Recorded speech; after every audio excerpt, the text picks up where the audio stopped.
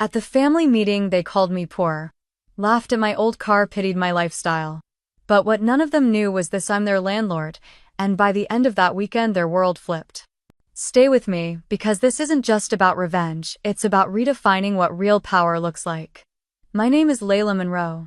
I'm 32, single, and walking into a house that feels less like home and more like a museum of other people's pride. The Monroe family mansion, a sprawling Georgian estate with ivy-wrapped columns and acres of precisely manicured gardens, has hosted our annual family gathering for as long as I can remember. And every year, stepping through its grand oak doors feels like crossing into enemy territory. As I pull into the circular driveway in my faded decade-old Toyota Corolla, I can already feel the stares.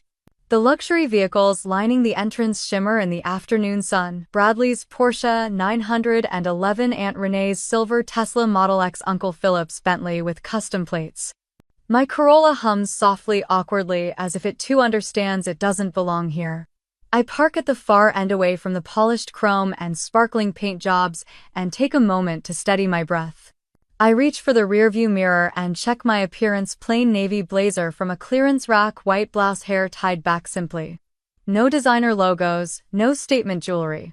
Just the same pearl earrings my mother gave me for my 16th birthday before everything changed. As I step out of the car and onto the gravel drive, I hear it. The barely concealed whispers. Laughter that fades the moment I turn my head. Sideways glances, lips pursed in mock sympathy. I've seen this routine before. I'm the poor cousin. The one they tolerate, not welcome. I can practically hear Aunt Renee already. Isn't it admirable how she keeps trying? The pity cloaked in condescension is sharper than outright cruelty. No one here knows that I came today with something more powerful than any designer label or six-figure car. But we're not there yet. Inside the grand foyer, sunlight filters through leaded glass windows, illuminating portraits of ancestors who once built railroads and banks, who presided over courts and colleges. My heels click against the polished marble, a sound far too loud for someone trying not to draw attention. Familiar faces drift through the rooms in silk and cashmere, swirling glasses of Chardonnay and discussing vacation homes and IPOs. They all look like they belong on the pages of glossy society magazines. I look like I'm here for a job interview. I feel the usual pang of resentment: how strange it is that we share blood but none of the same warmth. It's not just the wealth, it's the assumption that status equals value. I could have walked in here wearing a Versace suit and Louboutins, and they'd still see me as the girl who lost her parents too young, who had to be rescued by Grandma Monroe. She was the only one who never looked at me like a burden. Grandma Eleanor Monroe. The matriarch. The only person in this entire house who truly saw me. Who believed in quiet strength in building rather than boasting. When my parents died in that car accident on a rainy October weekend, I was 15. Grandma didn't hesitate. She took me in before the state even processed the paperwork. I still remember that first night at the mansion. The house had felt enormous, cold, echoing with the sound of my footsteps. I cried myself to sleep curled up in one of the guest beds that smelled too clean, too unfamiliar. And then just before midnight, she came in with a cup of chamomile tea and sat beside me. "You don't have to be strong for them," she said, tucking a blanket around me. "You just have to be strong for yourself." She was the one who taught me that wealth isn't what you wear, it's what you know, what you do with what you have. She taught me to read financial statements, to spot undervalued investments, and to ask hard questions. Every Saturday morning for 3 years, we sat at the breakfast table reviewing stock pages and real estate listings instead of brunch menus. The rest of the family never noticed. Or maybe they did, but they just didn't care. They assumed I was being raised as a charity case. I heard them say it at dinners in passing, not realizing I was close enough to catch every word. What will she ever amount to? She's not like the rest of us. Poor thing. Let her stay in the attic room. She won't mind. They never asked about my dreams or my ideas. Never wanted to know who I was beyond the polite nod and strange smile at these events. And now, 17 years later, nothing much has changed. I walk past the ballroom, now transformed into a cocktail reception area, and spot Bradley Monroe, my cousin, smug as ever in a tailored blazer, whiskey in hand. He sees me and smirks. Layla, he drawls like my name is some kind of joke. You made it. Drove all the way in that little, what do you call it again? Reliable. I say with a thin smile. He chuckles and turns back to his circle of Ivy League friends. I know he doesn't remember my degree in economics or the firm I built from scratch. Because to them, I'm just the girl who grew up in grandma's spare room. The same people who ridicule my lifestyle have no idea I've spent the last 10 years building a real estate portfolio that could make their jaws drop. But I've kept it quiet, intentionally. I wanted to build something that didn't rely on the Monroe name. Something that belonged to me and to the woman who raised me right. I take the long way to my old room away from the clinking glasses and forced pleasantries. The walls are lined with gold-framed family photos, weddings, galas, holidays abroad. In most of them, I'm either not pictured or standing at the edge, cropped by proximity or indifference. My room thankfully remains untouched. Pale blue wallpaper, white furniture, the same bookshelf lined with the novels I loved as a teenager and the finance journals Grandma subscribed to in my name. The scent of lavender from an old sachet tucked into a drawer lingers faintly. I close the door behind me and sit on the edge of the bed. Here in this quiet space, I let the mask slip. The tightness in my chest eases. My jaw unclenches. I run my fingers over the notebook on the nightstand, the one Grandma gave me when I turned 16 with my initials etched in gold.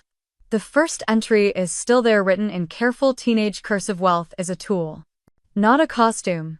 I hear her voice in my head, calm and confident. I remember the nights she stayed up reviewing my mock business proposals. The mornings she'd slide an article across the table with my oatmeal and say, "What's your take on this market trend?" And now, as I prepare for the weekend ahead with its inevitable posturing and thinly veiled insults, I feel something new. Stirring beneath the surface, a quiet resolve. They still think I'm the poor cousin. They have no idea what's coming. I stayed in that room longer than I meant to, fingers tracing the familiar grain of the wooden desk where I'd once scribbled budget plans with highlighter pens, not yet knowing those pages would shape my life. Outside the window, the garden bathed in fading gold, but in my mind, I was back in this same seat 17 years ago, barely 15, heartbroken and orphaned, watching my grandmother open the Wall Street Journal like it was a storybook. Don't let them define you by what you lack, Grandma Elizabeth said once, eyes sharp behind her reading glasses. You'll never win that game. Define yourself by what you're building. That single sentence planted a seed so deep in me it grew into the foundation of everything that came next. Elizabeth Monroe wasn't just the matriarch of our family, she was the soul of it, even if most of them never saw it. Where the others were obsessed with appearances. Gala, photos, last names, legacy endowments, Grandma believed in substance. She wasn't loud, she didn't need to be. She wielded wisdom like a quiet force of gravity, pulling those who truly listened into her orbit. She was the only one who noticed when I started staying up late to read business case studies instead of teen novels. She was the one who gave me my first stock market simulator login. And she never once rolled her eyes when I asked what capital gains tax meant at breakfast. She saw me. Not as a broken girl or a burden, but as a partner in thought, an heir to something bigger than just money. After she passed during my senior year of college, I felt like the floor had vanished beneath me. The mansion became colder, the family more distant. But her voice, it never left. Be patient. Wealth grows in silence. And so I followed her lead. While my cousins spent their trust funds on beachfront apartments and rooftop parties, I worked. God, I worked. I waited tables at a downtown diner through most of college. Wore the same 3 black aprons until the fabric frayed at the seams. I tutored high school kids in algebra and SAT prep, sometimes dragging myself from midnight shifts to 8 a.m. sessions on compound interest. In junior year, I landed a part-time job at the university library. Most students avoided the dusty back rooms. I loved them. That's where I discovered real estate investment guides and biographies of self-made entrepreneurs. I'd spend lunch breaks highlighting paragraphs about cash flow, equity leverage, and neighborhood analytics. I lived on cheap coffee and frozen burritos. I clipped coupons. I tracked every expense in a spreadsheet named Layla's Freedom. I wasn't just saving, I was preparing. And when I graduated with honors and no family applause, I had $8.217.13 in savings. Every cent earned from sweat, not surnames. I used that money to put a down payment on a duplex in a neighborhood that most investors avoided. My friends thought I was crazy. That area, they said. It's transitional at best. But I saw what Grandma had taught me to see: new bus lines being approved, a community garden proposal, a cafe opening 2 blocks over. Seeds. Potential. Quiet signals that something was waking up. I lived in one unit, rented out the other, scrubbed floors myself. Painted walls on weekends. Called plumbers, negotiated rates, learned from every mistake. I didn't vacation, I reinvested. When the property doubled in value 4 years later, I sold it just as redevelopment plans were announced for a nearby school. And I bought 2 more places. Then 3. Then a small strip mall that everyone else overlooked because the signage was outdated. All under LLCs. All in silence. And all while my cousins Bradley Victoria Blake boasted about their hedge fund gains and Instagram-worthy lives. They traveled Europe, bought sports cars, posted champagne brunches. But none of them knew how to balance a ledger. None of them ever asked me what I did. Because to them, I was still the one who used to live in the attic. Let them. I didn't need their validation. I had something better: Grandma's blueprint. Her patience. Her belief that slow growth rooted in purpose always beats flash. Still, there were nights I wished she were still around to see it. To tell me I was doing okay. When I signed the purchase agreement for my 10th property, I went home and whispered to her portrait. "It's happening, Grandma. Just like you said."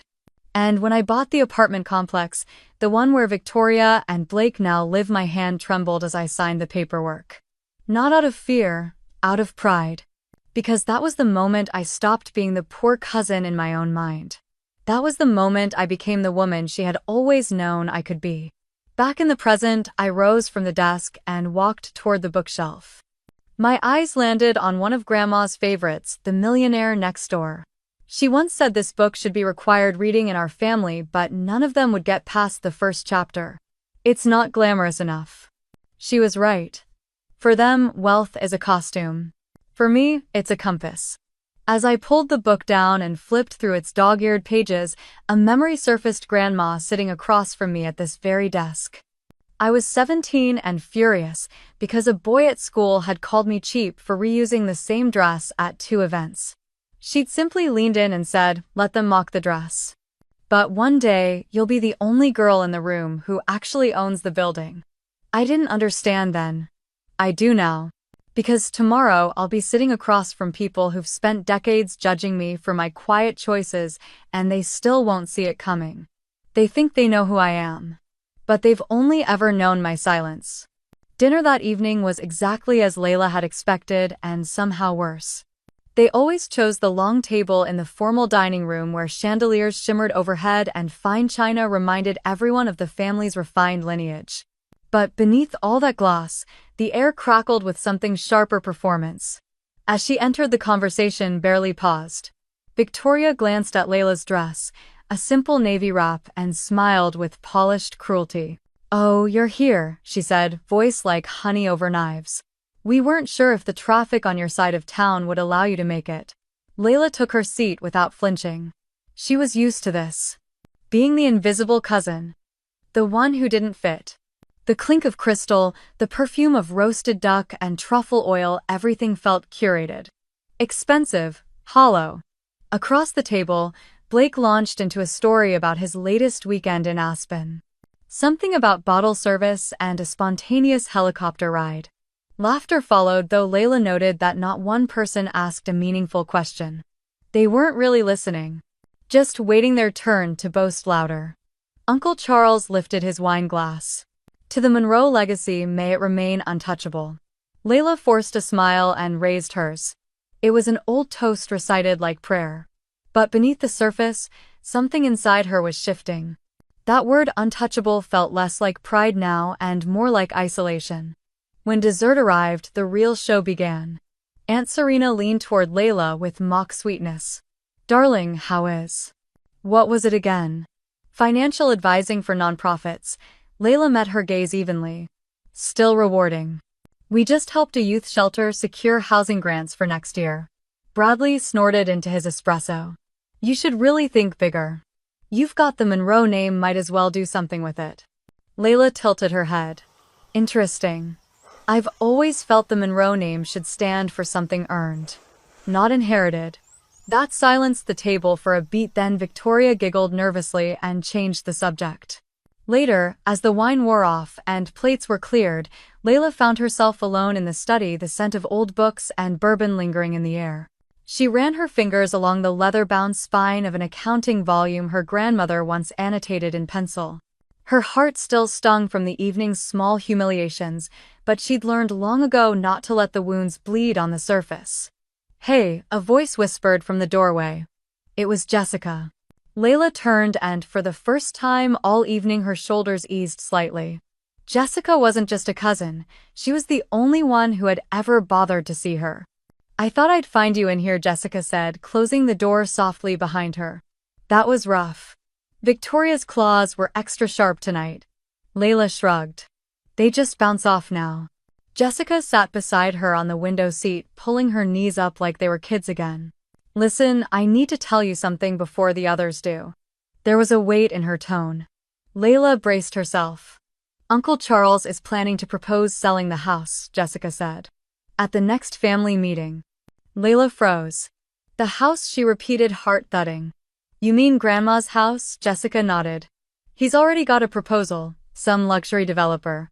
Condos, underground parking, the whole thing. Layla stared out at the night-dark garden. The rose trellis was still there. So was the little bench where Grandma used to read to her. The idea of it being flattened for rooftop pools and concierge desks made her stomach twist. They want to tear it down, she said flatly. Jessica hesitated. They're calling it unlocking family value. And with the way the voting shares work, Layla finished the sentence in her head, they won't need my consent. But you've been coming here for years, Jessica added, voice low. I mean, this place was more yours than anyone's after your parents died. They gave you the attic room while Blake was in boarding school. Layla exhaled slowly. I know. I lived it. Jessica reached for her hand. You okay? Honestly, Layla whispered. Number. But I expected this. Jessica tilted her head. You did. Layla didn't answer right away. Instead, she stood and crossed to the old oak desk by the fireplace. The same desk where Grandma had taught her how to read cash flow statements and trace market patterns in ink. I've been preparing for something like this for a while, she said. Not just emotionally, strategically. Jessica raised a brow. Strategically, Layla smiled faintly. Let's just say, I've invested wisely. For a moment, silence stretched between them. I always knew there was more going on beneath the surface with you, Jessica said, eyes wide with curiosity. But I didn't know it ran this deep. Layla turned back toward the window. I just don't want them to destroy what Grandma built. Not for the sake of a quick return. The study fell into a hush, broken only by the distant hum of conversation in the other room. Jessica squeezed her hand gently. Whatever you need from me, I'm in. It was the first time anyone in the family had said that to her in years. And it meant more than she could articulate. As they sat in the quiet together, a thought bloomed in Layla's chest, one that had been dormant for a long time. Maybe she wasn't just building wealth, maybe she was building something to protect. And now they'd given her the reason. The following morning arrived crisp and golden. Autumn sunlight spilled through the tall windows of the Monroe Mansion's east wing, illuminating dust motes that danced like forgotten memories. Layla stood before the mirror in her childhood room, fastening the simple pearl necklace her grandmother had left her. It lay like quiet armor against her collarbone. Downstairs, the family had already begun to gather in the drawing room, Uncle Charles presiding, cousins clustered by net worth, and the air buzzing with anticipation. Today's agenda: individual financial reports and family investment updates. Layla entered quietly, settling into a chair near the back. As usual, no one saved her a seat. Morning, Jessica whispered, sliding into the seat beside her. Brace yourself. Layla offered a small nod. She was already braced. Uncle Charles cleared his throat and adjusted his cufflinks, his voice rich and commanding as ever. We begin with our annual financial disclosures, he said, standing near a screen where graphs and bar charts awaited. Transparency breeds trust, as your grandmother always believed. Layla wondered what Elizabeth would think of the theater this had become, how every financial presentation now felt like a fashion show where assets walked the runway in the form of yachts, trust funds, and hedge portfolios. Bradley went first. As you all know, he began smugly this year. I was promoted to senior partner at the firm. My bonus alone topped $2 million, and I acquired a second property in Palm Springs, mid-century modern, obviously. There were polite nods. A few impressed murmurs. Next was Blake, who beamed as he described his third tech startup acquisition and an art installation he had commissioned in Berlin. Fully sustainable materials. They featured it in Architectural Digest. Applause followed. Even Victoria had a slideshow showcasing her curated jewelry line that had recently been featured on a daytime talk show. I believe wealth should be beautiful, she declared as if reciting scripture. When it was Layla's turn, the room shifted. Phones came out, eyes glazed over. She stood slowly, hands composed, her voice even. My year's been steady, she began. Continued consulting for nonprofit housing orgs. 2 modest investment projects. There were no slides, no dramatic unveilings. Thank you, Uncle Charles said, already moving on. Always nice to hear from the quieter corners of the family. Layla sat back down. Bradley chuckled. Still renting that little place downtown, right? Jessica stiffened beside her, but Layla remained still. Calm. Collected. Let them laugh. What's important, Aunt Serena interjected, her tone syrupy with false concern, is that we care for each other, even those who may not have had the same advantages. I've been thinking, Uncle Charles said thoughtfully, perhaps it's time we establish a formal family support fund for members who haven't reached financial independence. Layla blinked. Was he serious? Victoria chimed in. Oh, that's lovely. It must be so exhausting to still have to work at her age. At her age. 32. I mean, added Blake, we could allocate a stipend. Just something small. So she doesn't have to stress over little things like rent or groceries. Layla's grip on her notebook tightened. Their words landed like paper cuts, thin, precise, and accumulating. It didn't matter how composed she looked, how deliberately she dressed down or stayed quiet. To them, she was still the charity case. Still the girl who lost her parents young and never quite caught up. They didn't see the real Layla. Not the woman who rose at 5 a.m. every day to track property markets. Not the one who worked 3 jobs in college while investing her leftover scholarship money in tax-lien properties. Not the owner of 15 pieces of real estate, including the luxury complex where 3 of these self-congratulatory relatives now lived. She looked across the table at Blake, sipping his espresso and complaining about his property manager. If only he knew. But Layla said nothing. Let them think she was small. It was easier that way. And more powerful. Jessica leaned close. I can't believe they're offering you a stipend like you're a, 'cause Layla finished, her voice barely above a breath. They want to fix something they don't understand. Uncle Charles smiled indulgently. We just want you to feel included, sweetheart. You've always been the sensitive one. Layla nodded once coolly. Thank you for your concern. The conversation shifted back to stock options and legacy planning. Someone mentioned vacation homes. Someone else proposed launching a Monroe family investment app because of course there had to be branding. But Layla tuned it all out. Instead, she thought of the tenant letters she'd sent last month, rent freezes for long-term residents in her newest building. She thought of the single mother on the 3rd floor who had cried when Layla offered to cover her AC repair. She thought of her portfolio, diversified and growing, most of it hidden behind LLCs and managed through quiet trusts. All legal. All intentional. Her silence had always been mistaken for weakness. But she knew the truth. Invisibility was armor. And anonymity. A kind of weapon. They didn't see her. But soon they would. By Sunday morning, the tension inside the Monroe mansion had thickened like an unspoken fog. Conversations the night before had ended with stiff smiles and empty pleasantries, but everyone knew something was brewing beneath the surface. Layla had barely slept, her mind turning over every word, every glance, every strategy. She walked into the conference room with calm precision, dressed in her signature, understated style, tailored black slacks, a navy blouse, and her grandmother's pearl necklace. A silent tribute to the woman whose wisdom echoed in every decision Layla had ever made. She carried her leather portfolio close to her chest, her expression unreadable. Her heartbeat, however, was anything but calm. The room was already buzzing with chatter when she arrived. The family members who had mocked her just days ago now spoke in hushed tones about renovations, property returns, and future votes. She took a seat beside Jessica, who gave her a small nod of encouragement. "Let's get started," Richard declared, rising to his feet. "We'll begin with tenant concerns, specifically the apartment complex on Rosewood Avenue." Layla leaned back slightly in her chair, keeping her face composed.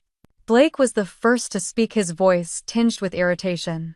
"Whoever owns that place now clearly has no idea what they're doing. The construction in the lobby has been going on for weeks. It's completely disruptive." "And the new entry policy," Victoria chimed in, frowning. "I had to register my nanny and my yoga instructor as recurring visitors. It's humiliating. As if I need clearance to bring someone into my own building." Uncle Richard folded his hands in a pose of mock concern. "The management has become increasingly uncooperative. We need to get to the bottom of who this mysterious owner is." Layla nearly smiled. "If only they knew." Brad chimed in with his usual bravado. "Jenkins dug up the holding company. It's some LLC registered under a trust owned by another company. Everything's shielded and offshore. Whoever they are, they've gone to a lot of trouble to stay anonymous." Layla sipped her coffee carefully, hiding the amusement blooming behind her calm demeanor. They were talking about her. They were furious over policies she had personally signed off on, security upgrades and tenant protection rules designed to make the building safer and more dignified for all residents, not just those flaunting their last names. "Perhaps we need to apply pressure," Uncle Richard said, his voice low but deliberate. "The right friends in the city's planning commission could make future renovations complicated. That might encourage a discussion." The suggestion sat in the air like smoke. "You mean threaten them?" Jessica asked, her voice quiet but pointed. "Nothing so uncivilized," Richard said, waving a hand. "Just business. If someone's trying to profit off Bennett tenants without respecting Bennett standards, we have every right to intervene." Layla's jaw tightened. So this was their solution. Use their influence not to build, not to improve, but to squeeze, to intimidate, to control. "We might even offer to buy them out," Aunt Catherine said, turning to Brad. "If it's a small player trying to build their fortune off of us, they'd likely jump at the right price." Layla fought to keep her breathing steady. The irony was exquisite. "I'd love to know what kind of amateur investor thinks they can manage luxury tenants without even understanding the social landscape of the building," Victoria added, examining her manicured nails. "Amateur investor." Layla wanted to laugh.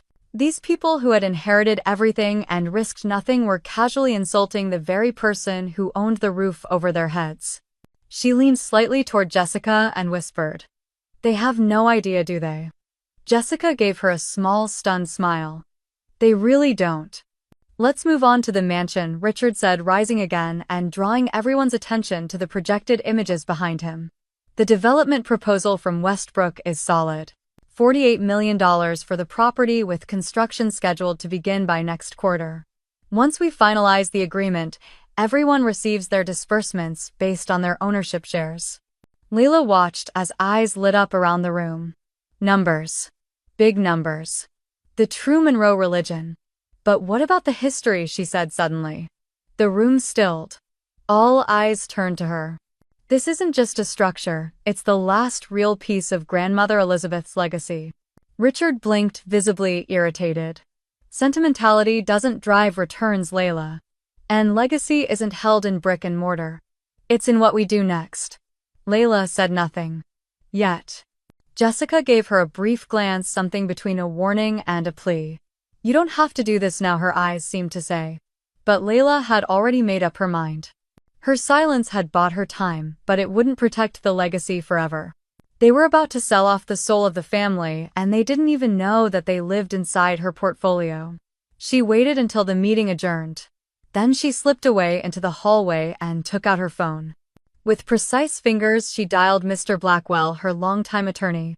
"They're preparing to pressure the owner of the Rosewood complex," she said, meaning me. His laugh on the other end was dry. "They still don't know number. But they will soon. Ready to make your move." "Past ready." She hung up and returned to her room where a neatly labeled binder waited on her desk.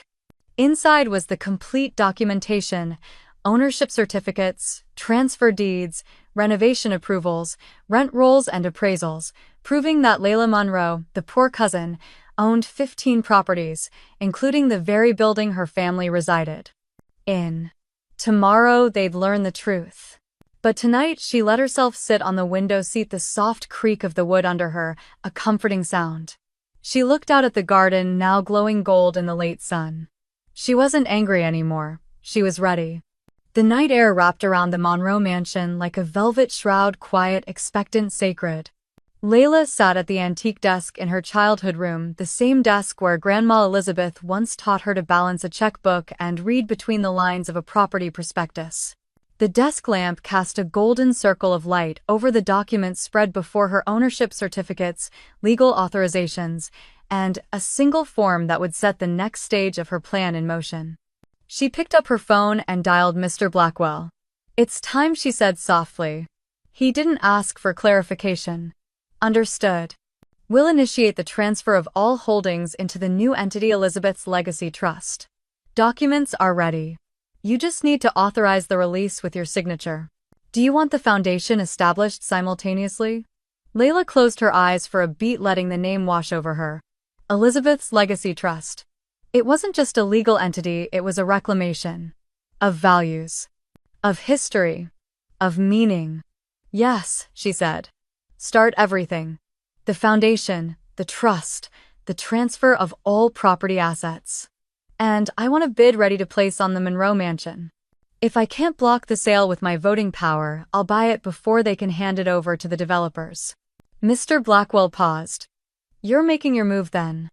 "I'm not doing it for revenge," she said, almost to herself. "I'm doing it for her." She hung up and stared at the soft ink of her grandmother's signature on an old letter she kept framed above the desk. Years ago, Elizabeth had written, "Wealth is a tool, not a trophy. If you chase applause, you'll lose purpose. But if you chase purpose, you'll build something applause can never match." As a child, Layla hadn't fully grasped what that meant. She just knew that her grandmother seemed both powerful and invisible. She never tried to outshine the men in the room, but somehow the room always quieted when she spoke. Now, as an adult with nearly $75 million in assets spread across 15 properties, Layla finally understood silence could be strength, modesty could be strategy. Legacy didn't shout, it endured. She gathered the transfer documents, signed each one with deliberate care, and slipped them into the courier envelope Mr. Blackwell had arranged to be picked up at dawn. As she pressed the seal closed, a strange feeling settled over her, not anxiety, not pride. Something older. More elemental. This isn't about showing them who I am. It's about showing up for who she was. She rose and moved to the window seat, where moonlight spilled across the floor like silver silk. Outside, the rose garden glowed in ghostly bloom. The same garden where Grandma once knelt, sleeves rolled up, dirt under her nails, teaching Layla how to prune the dead buds so the new ones could grow. Back then, she had no idea those pruning lessons were about more than flowers. "Everything has a cycle," Elizabeth had said. "Even legacy. You either protect it or it withers. And when you protect it right, it blooms long after you're gone." The plan had been forming for years in the quiet corners of Layla's mind, even before she'd known she would need it. The dream of a foundation that would provide financial education for women, affordable housing programs for low-income families, and community workshops in neighborhoods no one else invested in. A place where the Monroe name wouldn't be synonymous with wealth, but with wisdom, justice, and integrity. She had already begun acquiring the surrounding lots near the mansion's property, anticipating the resistance. But now, with the trust formed and with her voting shares consolidated, she had more than leverage, she had purpose. That purpose didn't need to be loud. It didn't need champagne toasts or magazine profiles or staged ribbon cuttings. It just needed space. And people. And time. And maybe this house, This house that had once held the woman who taught her the value of silent power could hold something bigger than just family tradition. It could become a headquarters. A heartbeat. Elizabeth's Legacy Foundation. It would preserve the architecture. Keep the garden. Turn the drawing room into a learning center. The second floor into an incubator for women-owned businesses. The attic into archival space for family and community history. It would be her way of honoring everything her grandmother had ever whispered behind closed doors away from the gold-plated arrogance of the rest of the family. Layla pressed her fingers to the glass, her eyes stinging. She wasn't crying. Not exactly. It was something else, gratitude threaded with grief. She whispered aloud into the quiet room. You saw me when no one else did. You believed in me when I barely knew who I was. And now I get to make sure the world remembers who you were, not because you demanded it, but because you deserved it. A rustle behind her made her turn. Jessica stood at the door holding 2 mugs of tea. You weren't in bed, so I figured, she said softly, offering a cup. Layla smiled. Chamomile. With honey. Don't say I never learned anything from Aunt Teresa. They sat together in the moonlight, 2 women connected not by status but by understanding. I always thought you were quietly brilliant, Jessica said after a long silence. But I didn't realize just how much you were carrying alone.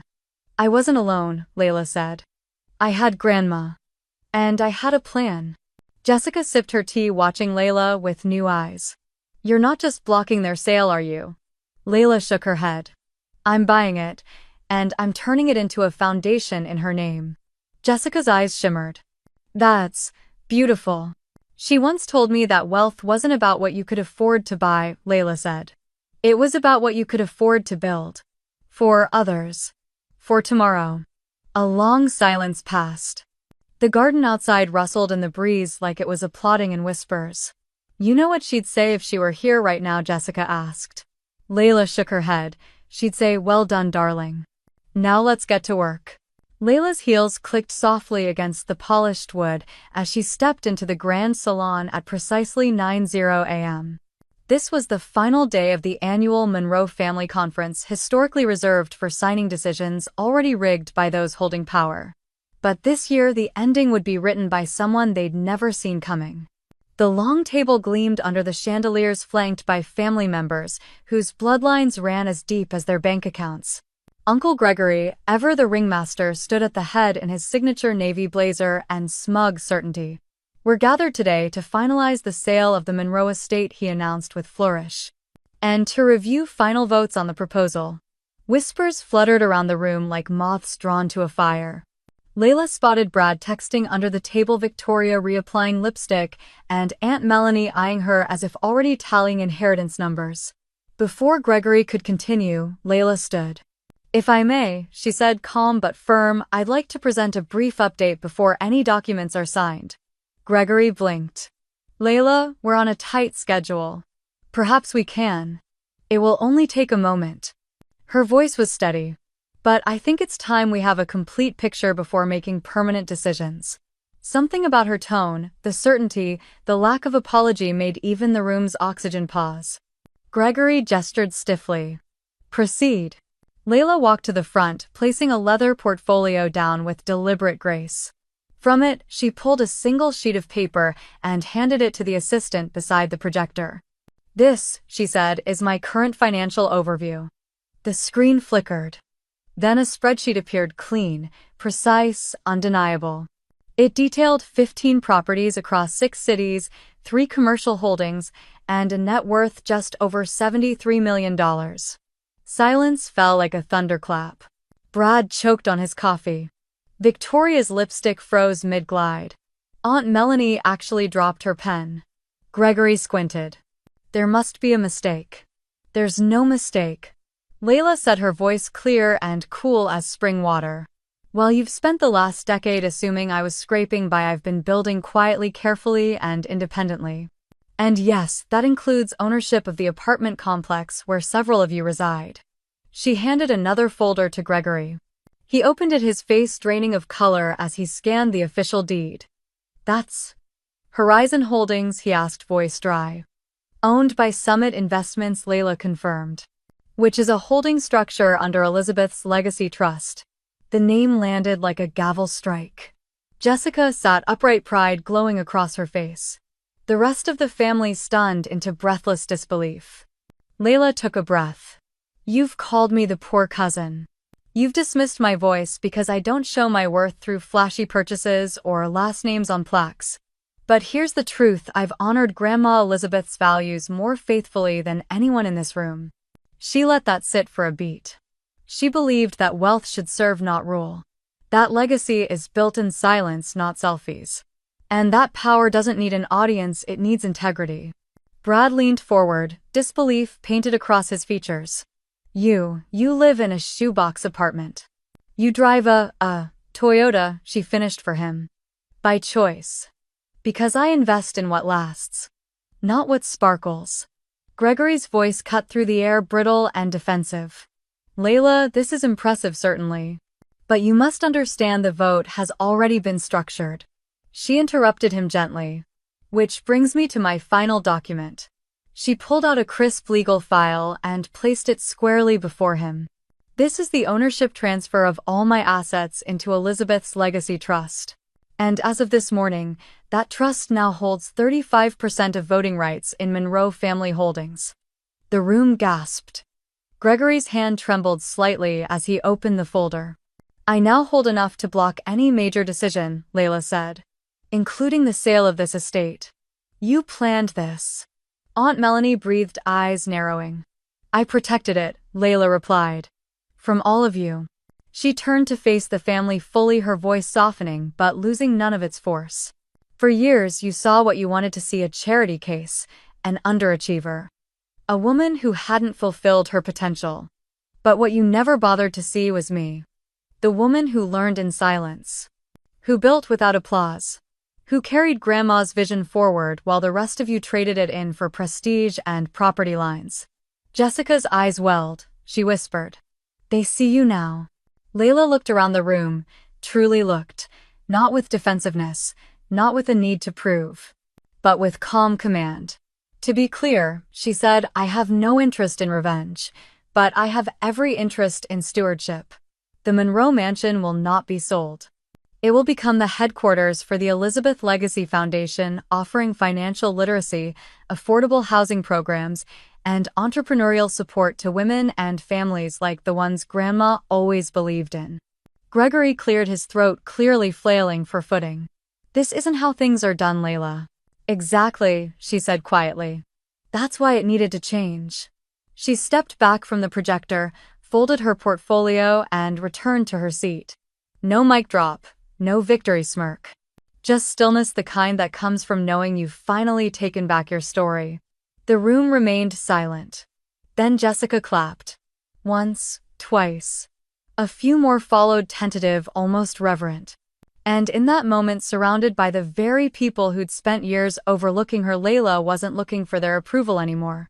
She had something better. She had become the woman her grandmother always believed she would be. She had become herself. The morning after the reveal felt eerily still. Gone was the condescending laughter, the casual side eyes. As Layla descended the wide staircase of the Monroe Mansion, now officially under her protection, she noticed the way conversations hushed when she entered a room. The way eyes followed her, no longer with pity but with calculation. She had disrupted a hierarchy, and the ripples were only beginning. Uncle Gregory, formerly a figure of unquestioned control, waited for her in the rose garden with 2 lattes and a forced smile. The same space where Grandma Elizabeth used to prune her beloved climbing roses now served as the setting for a new performance. I thought you might prefer oat milk, he said, offering the cup. Layla accepted it politely but didn't sit. I must admit, he continued, gesturing toward a wrought iron bench. You've earned my respect, Layla. You played your hand masterfully. She said nothing. I'd like to propose something, he added. You and I working together. Imagine combining your portfolio's quiet power with my market reach. We could restructure Monroe Holdings into something formidable. His tone was smooth, but Layla heard the cracks beneath it. This wasn't a true partnership offer. It was a bid for reintegration on his terms. I appreciate the gesture, she said evenly. But any collaboration would need to align with the foundation's values, transparency, integrity, and purpose over prestige. Gregory blinked. Of course, he said, though the phrase landed like a foreign language in his mouth. We'll talk again. Back inside, Aunt Catherine intercepted her near the dining room. She wore pearls the size of marbles and an expression of fragile warmth. Oh, darling, she purred, taking both of Layla's hands in hers. You were magnificent yesterday. Simply radiant. I always knew you had that spark. Layla raised an eyebrow. Really, I recall you once suggesting I marry up before my window closed. Catherine laughed lightly. Oh, nonsense, I meant that as encouragement. You know how this family talks. Her tone dipped into conspiratorial. They underestimate us women all the time. Layla gently retrieved her hands. Yes, I know. Catherine cleared her throat.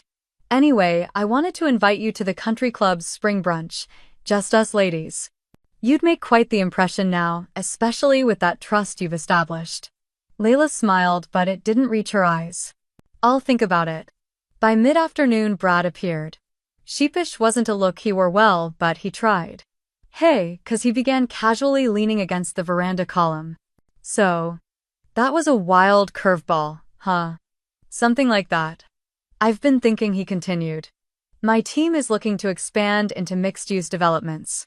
Your insight into emerging neighborhoods would be valuable. We could collaborate. I mean, you obviously know your stuff. Layla tilted her head. Brad, last week you said I needed a man to explain basic real estate to me. He winced. Yeah. That was dumb. To be fair, she said, voice, even you weren't wrong about one thing. I do understand real estate better than most people here. Brad laughed awkwardly, then quickly sobered. You're not gonna just shut us out, are you? She didn't answer directly. I believe in legacy. But I don't believe in rescuing people from their own arrogance. He looked away. By evening, Layla sat alone in the library, the same place where yesterday's seismic shift had occurred. She watched the fire flicker in the hearth and considered the irony. The very moment they finally saw her, she had to begin deciding who was still worth seeing in return. A soft knock. Jessica stepped inside carrying 2 mugs of tea. Peace offering, she said with a smile. You never needed one, Layla replied. They sat by the fire like they had as children when the world felt less cruel and more full of questions. They're scared of you now, Jessica said after a while. They should be, Layla answered. But not for the reasons they think. Jessica nodded. I was proud of you, you know. Not just for what you've built, but for not becoming what they tried to turn you into.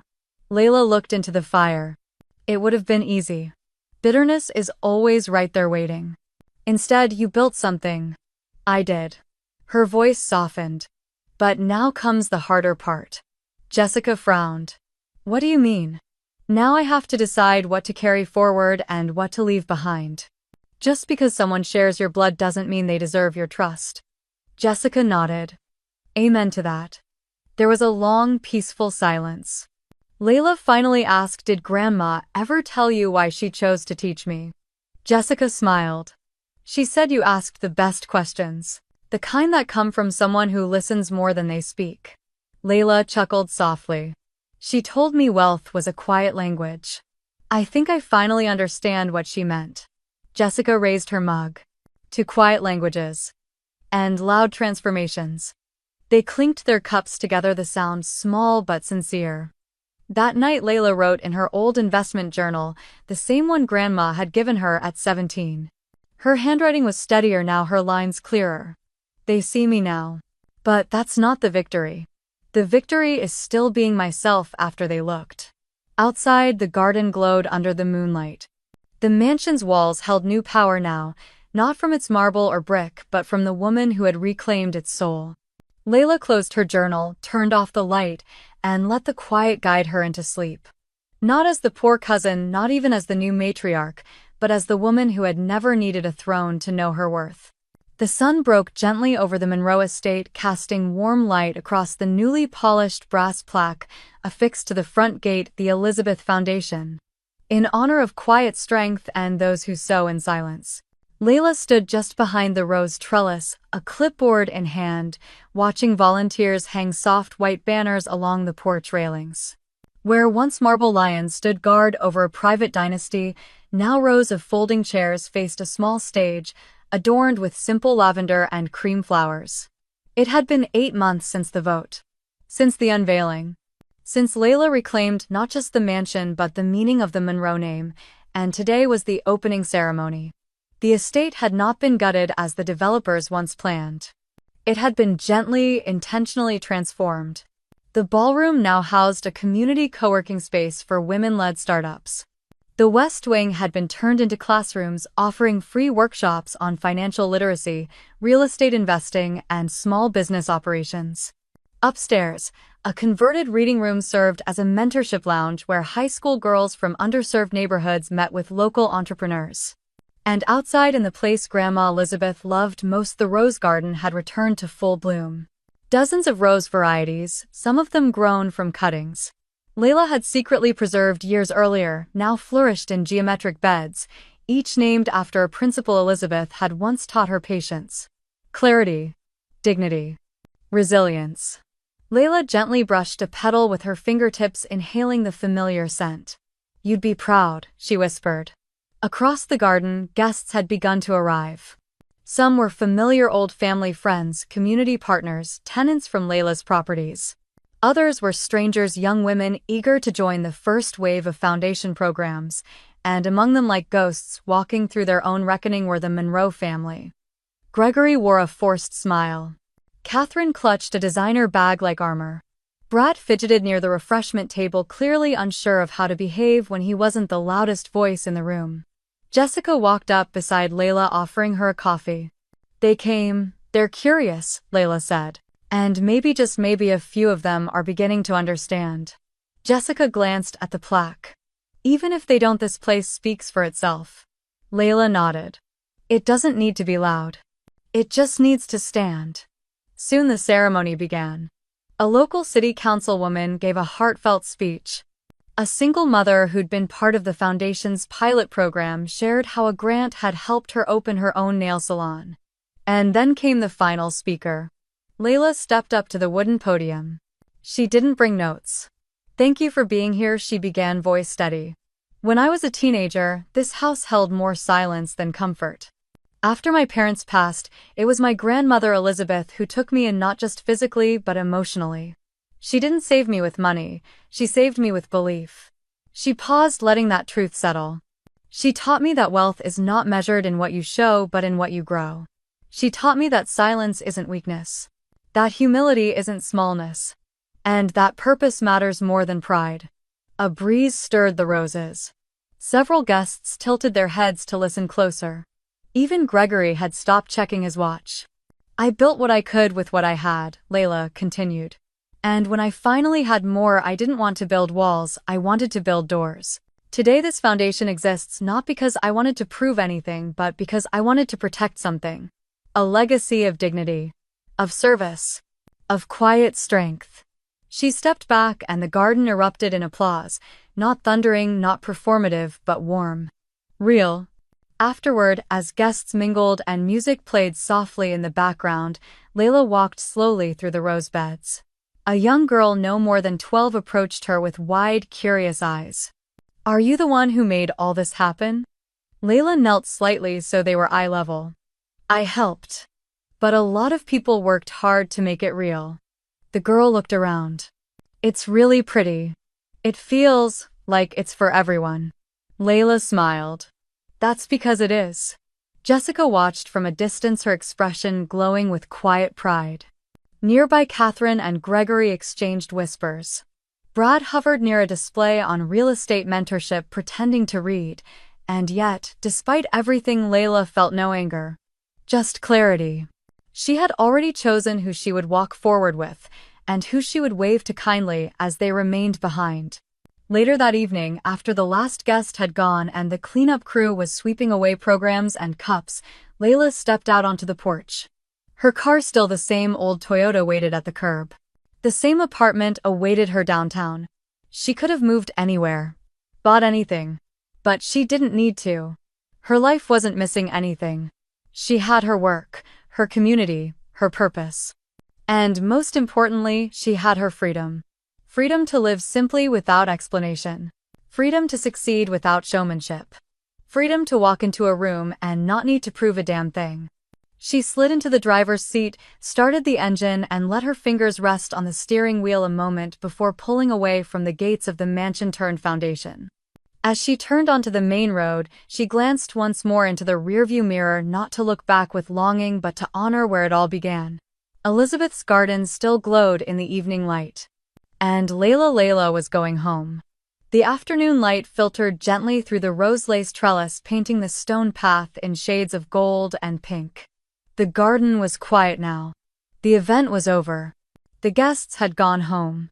Only the flowers remained whispering in the wind, just as they always had. Layla sat on the wooden bench tucked beneath her grandmother's favorite archway. Her shoes were off, her tea was warm, and her lap held a single time-worn envelope. On its front, "For Layla, when the garden is yours." Martha had found it by accident tucked in the back of an old gardening book in the attic, fragile, nearly forgotten. "Your grandmother wanted you to find this," she'd said simply. Not a moment earlier. Layla ran her fingers along the envelope's edge. Her heart beat slowly, deliberately. She opened it. "My dearest Layla, if you are reading this, then the roses are blooming under your care. I'm not surprised. You always listened, always looked deeper. While others chased titles and applause, you grew truth. You were never meant to shine the way they do, Layla. You were meant to light the soil. They may never understand your kind of strength. Let them. True legacy isn't measured in marble or millions. It's measured in how you make people feel safe to grow. I never doubted that one day this garden, this legacy would be yours. With all the love I've ever known, Grandma E." Layla pressed the letter to her chest. Her eyes welled, but she didn't cry. Not out of sadness, not even joy. It was recognition of everything she had carried for so long silently. Of everything her grandmother had seen in her from the beginning. Behind her, the mansion, now Elizabeth Foundation, stood not as a monument to wealth but to meaning. The ballroom had become a co-working space for women-led ventures. The parlor a classroom, the second floor an entrepreneurship hub. And the old reading room. A sanctuary for young girls to dream without apology. And the roses.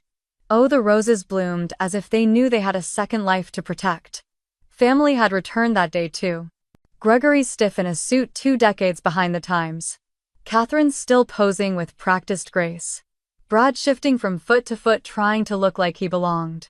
But only one person truly did. Jessica. They had sat on the same bench together earlier, sipping tea in silence, watching young girls laugh as they tried planting their first rose bushes. Jessica had whispered, "This is exactly what Grandma meant. You made it real." And Layla had only smiled. Not with pride, but with peace. Later that night, after the cleanup crews finished, Layla returned alone to the recording room inside the house. A single camera stood waiting, streaming quietly for the Foundation's online supporters. She sat at the old desk once belonging to her grandmother, opened her leather-bound journal and began to write. "They see me now. But that's not the victory. The victory is still being myself." After they looked. She paused. Then looked up at the camera. Her voice was soft, measured, clear. "Everyone asks what success looks like. For a while I thought it meant being noticed, being chosen, being invited in. But now I know better." She gently unfolded her grandmother's letter and held it in her hands. "Real success is the freedom to live by your own values even when no one's clapping. To build something meaningful even when no one understands. To grow your own garden even when all they give you is stone." She leaned forward slightly as if speaking directly to someone just like her. Someone still unseen. Layla didn't need applause to feel powerful. She didn't need luxury to feel rich. All she needed was the quiet certainty that she had lived true to her values. In a world obsessed with image, she became a mirror reflecting something deeper. Something real. And as the sun set over Elizabeth's roses, the legacy she carried no longer needed to be proven. It had already begun blooming through every life she touched, because true legacy, it doesn't ask to be remembered. It simply refuses to be forgotten. A long pause. Then one final question, gentle but unforgettable. "So now I ask you, What story are you writing with your life? Fade to silence. Then soft piano. A story ends, but something deeper begins.